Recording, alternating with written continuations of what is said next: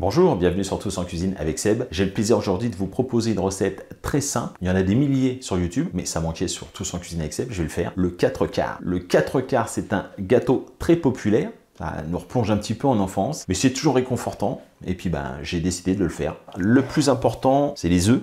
Il faut 4 œufs. On va les casser, on va peser les œufs et on mettra la même quantité de beurre, de farine, de sucre. Il nous faudra aussi 2 cuillerées à café de levure chimique, une petite pincée de sel. Moi, j'ai du sucre vanillé, c'est-à-dire que dans mon sucre, je mets mes gousses de vanille, ça parfume mon sucre. Si vous ne faites pas cette méthode, vous prenez un sachet de sucre vanillé et vous compterez bien, un sachet ou deux d'ailleurs, et vous compterez bien aussi le poids. C'est-à-dire que le poids de sucre vanillé et de sucre classique, il ne faudra pas dépasser le poids des œufs. Allez, c'est parti, je vais casser les œufs et on va les peser. Donc j'ai fait la tare avec mon saladier, on est bien à 0.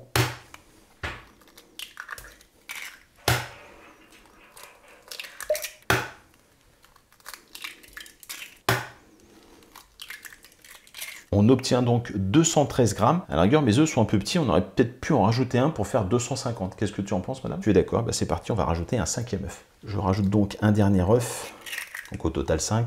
Et du coup, on est à 270 et pas 250. Et voilà donc 272 grammes de sucre. Allez, on rajoute le sucre aux œufs, on va fouetter tout ça.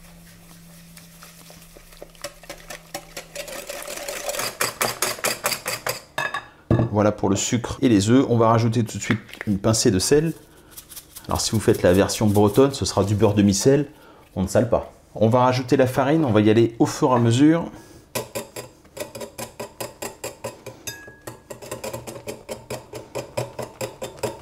J'ai mis la moitié de la farine. On va rajouter maintenant la levure. Donc une cuillerée, 2 cuillerées. Voilà. Et on va rajouter donc le reste de farine avec la levure.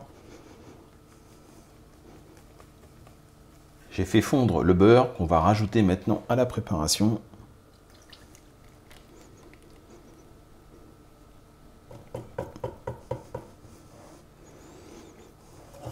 J'ai beurré et fariné un moule format moule à cake et on va verser la préparation dedans.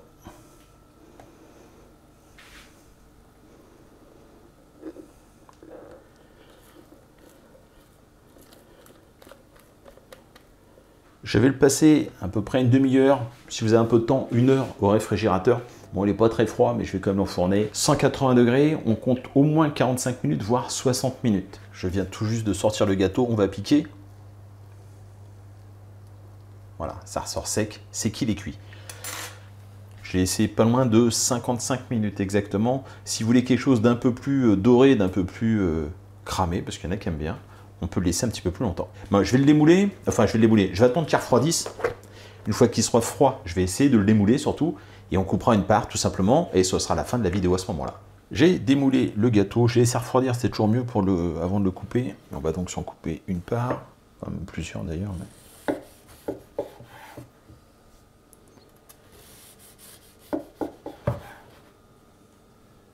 Ah, il est beau, on peut y aller. Hein.